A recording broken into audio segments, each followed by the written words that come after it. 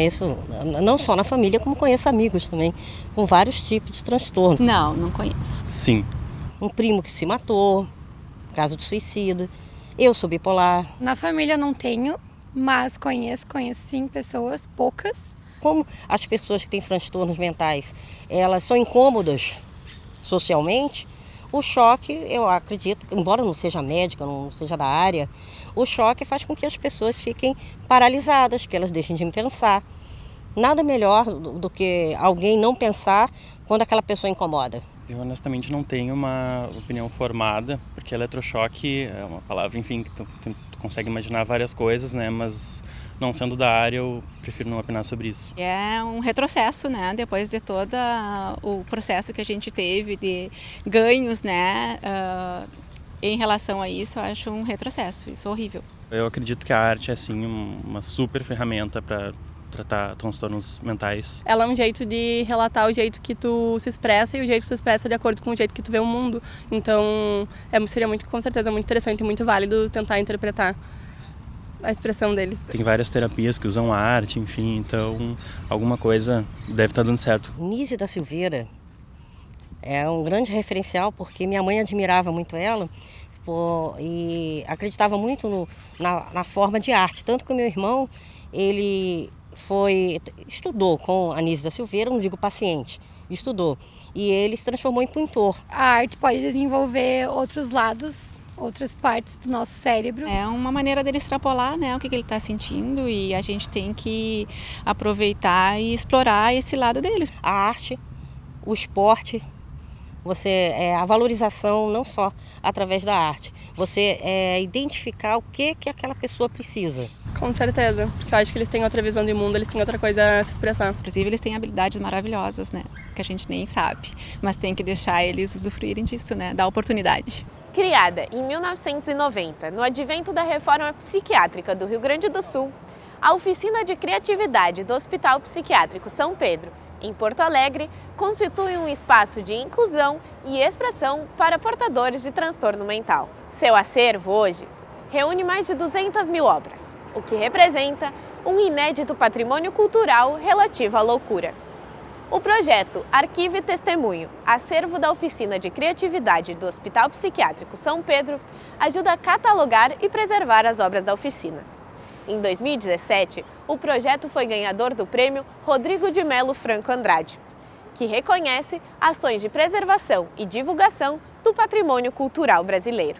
No Pesquisa em Pauta de hoje, conversamos com a professora e doutora em Psicologia Social da URGS, Tânia Maragalho Fonseca, coordenadora desse projeto. Queria começar agradecendo por ter aceitado participar do programa e eu queria começar pedindo para a senhora contar um pouco sobre a sua trajetória acadêmica. Nossa pesquisa, ela está tendo essa oportunidade de se manifestar publicamente através desse canal,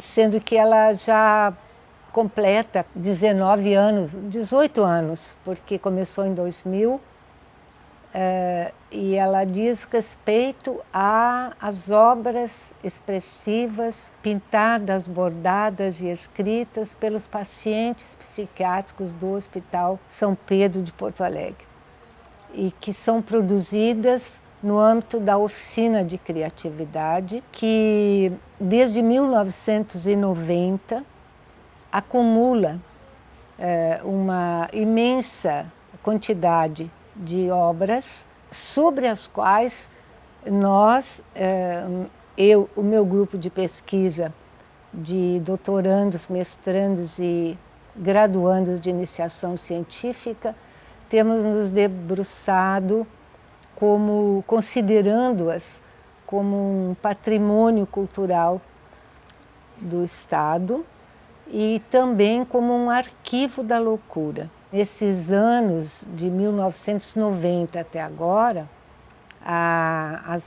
cada obra, todas as obras dos pacientes que frequentam a oficina são selecionadas, guardadas, salvadas em grandes envelopes pardos e são acumuladas por nome, por data, compondo assim uma espécie de de um documentário sobre aquilo que eles fizeram.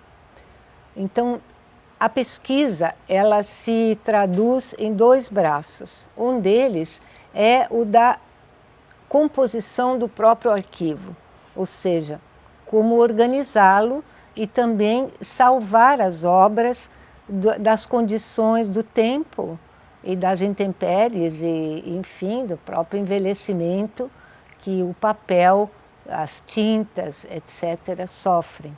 A professora Blanca Brites é uma das nossas companheiras importantes nesse projeto e ela tem orientado, desde então, a feitura dessa catalogação, como nós chamamos, no mais possível no modelo museológico.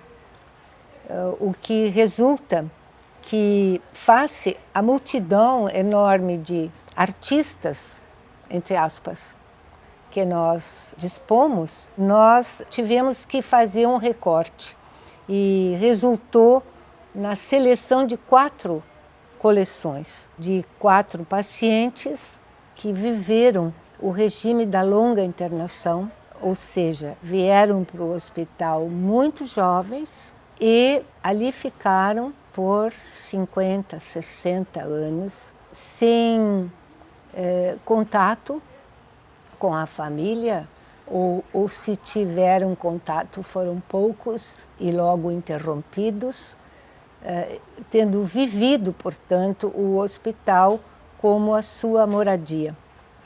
Dos 4 selecionados por seu volume, por sua regularidade e, sobretudo, pelo seu impacto estético, somente uma está viva. E em 2017, o projeto, então, que a senhora coordena, foi reconhecida na 30ª edição do Prêmio Rodrigo Melo Franco de Andrade.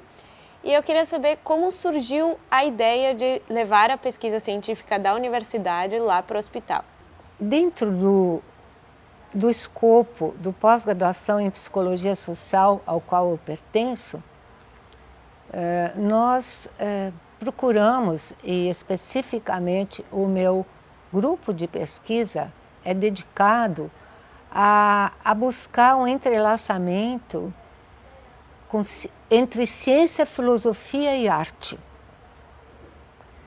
Eu vinha de uma tradição como pesquisadora da área do trabalho, ambientes de fábrica, onde fiz meu doutorado e depois, inclusive, o meu próprio pós-doutorado, numa linha de pesquisa chamada Modos de Trabalhar, Modos de Subjetivar, que firmava a ideia de que o trabalho subjetiva e que os diferentes modos de trabalhar efetuam sujeitos diferenciados. E sempre com um cunho crítico em relação ao próprio mundo capitalista que rege as regras do trabalho produtivo. E no ano 2000, final do ano 90, dos anos 90, eu comecei a olhar de uma forma um pouco diferente para essa questão da diferença, da própria diferença, uma vez que a minha tese versou sobre trabalho e gênero, o que eu pensava nessa época e frente ao que eu me confrontei. O trabalho das mulheres na mesma fábrica ou no mesmo ambiente de trabalho, ele difere em relação às exigências, em relação aos prêmios, em relação aos benefícios, como que se fosse um regramento tácito que separa o mundo feminino do mundo masculino no ambiente fabril. Então, desde este aporte das diferenças e das exclusões verificadas no ambiente de trabalho, uma ideia que me ocorreu juntamente com conversas com uma grande amiga minha portuguesa que estava em Porto Alegre, era sobre o trabalho no Hospital São Pedro.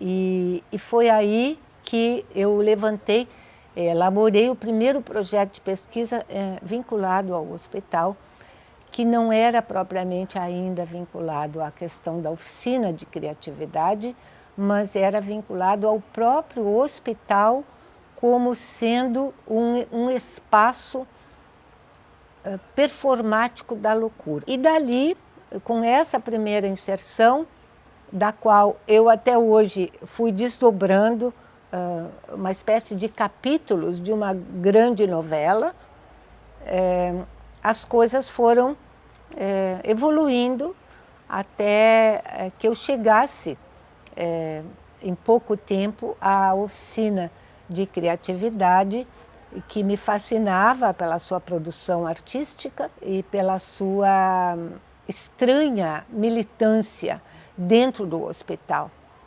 Porque ali na oficina de criatividade sentia-se um clima que não era um clima de hospital. Era um outro mundo dentro do hospital, como se fosse uma ilha separada, a ponto dos próprios pacientes, quando estavam no ambiente da oficina, diziam: bom, agora eu vou lá para o hospital, como se eles próprios fizessem essa distinção movida exatamente pelos modos de trabalhar da oficina. E logo após a pesquisa vai então olhar os modos de trabalhar da oficina. Segundo o IFAM, que foi o órgão que concedeu o prêmio, o projeto é uma iniciativa inovadora e que congrega as ciências humanas e as políticas de saúde. Como se dá a ligação dessas duas áreas, as humanas e a saúde? Bom, particularmente, eu falaria do lugar da psicologia social, que assume uma posição política e crítica frente às políticas públicas e frente às questões de cidadania e às questões de direitos humanos. E nós acreditamos que a nossa pesquisa se torna um instrumento de militância, no sentido de chamar a atenção para os modos de tratar e para os modos de cuidar e para os modos de acreditar ou não acreditar no louco. Nós estamos cansados de saber, de um ponto de vista assim ordinário, que o louco é desacreditado. Tanto que dizer para alguém, você é louco, torna-se um desaforo, torna-se uma ofensa. Os anos todos que erigiram o modelo psiquiátrico e manicomial se pautaram por uma ideia de que no lugar do louco deveria haver algo normalizado, algo ou alguém corrigido. Evidentemente que não estamos aqui diminuindo a problemática da loucura do ponto de vista da sua complexidade e da sua estranheza. Nós poderíamos dizer que, dentre todas as diferenças, e hoje a questão da diferença e da diversidade é um tema candente, raça, gênero, classe social, de todas as que nós podemos conhecer, a loucura é a diferença radical. É a diferença do homem e do não homem. Não no sentido de o louco ser um animal ou ser um não homem, mas ele tem um funcionamento que nem toda a ciência conseguiu explicar e nem toda a filosofia conseguiu conter e contemplar. Então, o que nós temos são depoimentos, são expressões que podem ser vistas como escritas numa língua diferente daquela em que nós falamos, daquela que é o nosso cânone. São comportamentos diferenciados, são lógicas diferentes. Quando nós trabalhamos lá com o trabalho na oficina, num primeiro braço, a ideia de arrumar o arquivo, organizá-lo, no armazenamento das coisas, e num segundo braço, que é o importantíssimo, que é a pesquisa. Nós abrimos as obras, nós olhamos as obras e nós nos tornamos uma espécie de corpos de passagem para o que aquelas obras talvez pudessem estar querendo dizer, para muito além dos diagnósticos dos seus autores. Nós achamos que o arquivo com o qual nós trabalhamos, e isto foi um dos critérios da questão do nosso prêmio, do prêmio que o IFAM e o Ministério da Cultura nos concedeu, de que há algo inclassificável nesse contexto, tanto para os autores quanto para as leituras que se possam fazer das obras desses autores. Então, há vidas muito estranhas convivendo conosco, deixaram rastros que são as suas pinturas, que são os seus bordados, que são escritos. Por exemplo, este aqui é um pequeno livro que nós editamos, publicamos, que foi escrito por uma paciente. Ele foi um grande sucesso da Feira do Livro de 2010. Ela faleceu, acho que no ano seguinte, ou 2 anos depois, eu não lembro. A Lídia Franciscone, e o livro se chama O Sol que Gira. É uma maravilha o que se pode sentir da potência de uma escrita de alguém que você considera impotente, de alguém que você considera incapaz, de alguém que você considera um nada e um ninguém. Pela voz da pesquisa, pela voz das nossas publicações, nós procuramos manifestar e publicizar, dar a ver um outro modo de pensar a loucura, de trabalhar a loucura, perfiladas que estamos com os critérios de vanguarda da reforma psiquiátrica e de todas esses novos ares, né, que ventilam o campo da saúde mental e da saúde pública. A senhora já comentou um pouco como é feita essa catalogação e essa organização, mas eu gostaria que a senhora explicasse um pouquinho mais dessas escolhas das obras e como vocês guardam elas. Esse trabalho é feito por bolsistas de iniciação científica e de extensão e por voluntários também, que compõem o quadro de arquivistas, como nós chamamos. São eles que passam em revista obra por obra, fazendo a sua mensuração, a descrição do que ela contém, o suporte do suporte, o tipo de procedimento de técnica que foi usada, a situação da obra, se ela contém mofo, fungo, ou, enfim, se tem alguma coisa rasgada, se ela foi ou não em algum momento